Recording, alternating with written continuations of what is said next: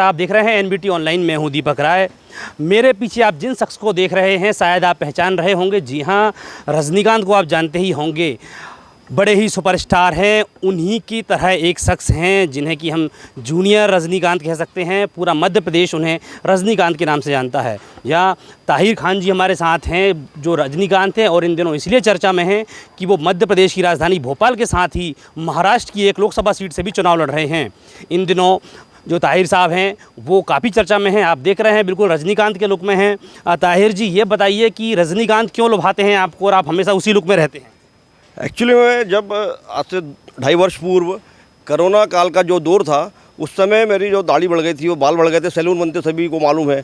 तो उस दौरान जब सैलून जो बनते उसका इफेक्ट ये हुआ कि जब 2-3 महीने बाद मैं भी दुकान पे गया शेविंग के लिए, तो वहाँ पर पूरे जो हमारा जहाँ मैं रहता हूँ इंदुपुरी, एक एजुकेशन हब है इंदुपुरी का एरिया है, वहाँ पर सभी लड़के वो नाई की दुकान पे चोरी छुपे शटर डाले रहते थे और वहाँ पे आते थे। तो दुकान पे फिल्में चल रही थी, साउथ की देखते थे ज़्यादातर लोग को इंटरेस्टेड है साउथ की देखना। तो कवाली देख के लोग बैठे थे, मेरे को भी दिखाई और कवाली फिल्म का वो एकदम लुक हुआ मेरे पास आया था। काला फिल्म और कवाली फिल्म उन्हें बार बार हम लोग देखते गए और बोलते यार ऐसे बाल कर लो, अभी मत कटवाओ, बस सेट कर दिया उसने। और नाई जो था हमारा वही बहुत बड़ा प्रशंसक था रजनीकांत का। तो उन लोगों ने मतलब मेरे को बताया गया और उन लोगों ने खुद बोला कि आप लग रहा है। कोविड काल में नाई की दुकान में गए और वहाँ लोगों ने कहा कि आपका लोग तो रजनीकांत की तरह दिखता है। वहीं से आपका रजनीकांत अवतार सामने आया। आप बहुत सारे चुनाव लड़ चुके हैं, अभी आप लोकसभा चुनाव लड़ रहे हैं। तो कहाँ कहाँ से आप लोकसभा का चुनाव लड़ रहे हैं? थोड़ा लोकसभा का जो चुनाव है, निर्वाचन हमारा जो क्षेत्र है, सीरियल नंबर 9 भोपाल सीहोर लोकसभा और 29 नॉर्थ सेंट्रल मुंबई, जहाँ से उज्जवल निगम जी भी वहाँ चुनाव मैदान में है। और उधर भी एक इत्तेफाक ये हो रहा है कि यहाँ भी मेरे सामने कांग्रेस से एडवोकेट हैं और वहाँ पर जो अन्य दल हैं वहाँ पर भी एडवोकेटों से मेरा मुकाबला है। एक इत्तेफाक नहीं ये मैं कहूँगा।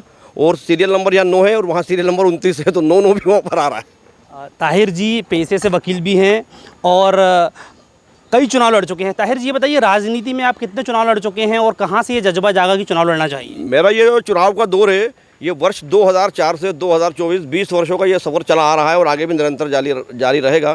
क्योंकि मैं एक लोगो लेकर चला था, हम आपके अधिकारों के लिए लड़ रहे हैं, लड़ रहे थे और सदा लड़ते रहेंगे। तो ताहिर जी, ये बताइए कि जनता के सामने क्या मुद्दे लगते हैं, जबकि भारतीय जनता पार्टी और जो कांग्रेस, आप आगे जाइए हमारे साथ चलते हुए हम बात करेंगे। भारतीय जनता पार्टी और कांग्रेस जैसे कि बहुत बड़े दल हैं जो कि बहुत बड़े संगठन के साथ काम करते हैं। आप निर्दलीय मैदान में हैं, यहाँ से निर्दलीय, तो कैसे ये शक्ति, अच्छा बहुजन महापार्टी से आप यहाँ पर टिकट लिए हैं, महाराष्ट्र से भी आपने इसी पार्टी से चुनाव लड़ रहे हैं, तो दो लोकसभा से आप चुनाव लड़ रहे हैं। तो क्या नहीं लगता कि इतने बड़े दलों से आपकी चुनौती है? तो किस तरह से देखते हैं उसको?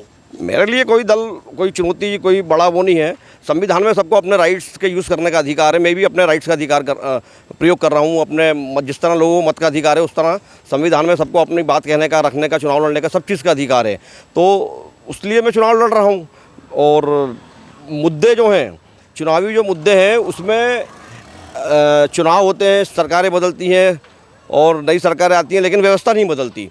तो उसमें जब हम संविधान की रक्षा के लिए, हम जिस पेशे से हैं, तो हम कुछ गुजरने की उसमें चाह रखते हैं। चुनाव लड़ने के लिए बहुत ज़्यादा पैसा लगता है। कई बार कहते हैं कि धन बल से चुनाव लड़ते हैं। तो इस मुद्दे को आप चुनाव लड़ते हैं किस तरह देखते हैं? ये अच्छा प्रश्न आपने पूछा मुझसे कि चुनाव का दूसरा नाम एक होता है कि बहुत पैसा खर्च कर दिया और बहुत मतलब धन के बल पे चुनाव लड़ा जा रहा है, लेकिन ऐसा कुछ नहीं है। उसको देश की जो स्थिति है उसके आधार पर, अब लोग मेरे से पूछते हैं कि यार इतना पैसा, मेरा एक चीज़ बताऊं कि जैसे मैं अपने ऊपर 2-1 हज़ार रुपये डेली खर्च कर सकता हूं, मेरे दोस्त लोग करते हैं।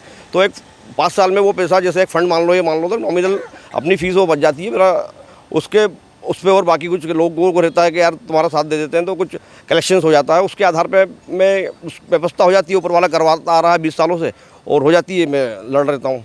कई बार ये हुआ है कि जमानत बचाना भी मुश्किल होता है, तो हतोत्साहित होते होंगे। आपकी लगातार आप चुनाव लड़ रहे हैं? नहीं, लगातार ज़मानत का तो ऐसा है कि कुछ परसेंटेज बोर्ड यदि कैंडिडेट को मिल जाए तो उसकी ज़मानत बच जाती है। यहाँ तो कुछ कई ऐसे लोग हैं जिनकी बच गई है, वो ज़मानत लेने भी नहीं जाते, नहीं भी नहीं मालूम रहता उनको।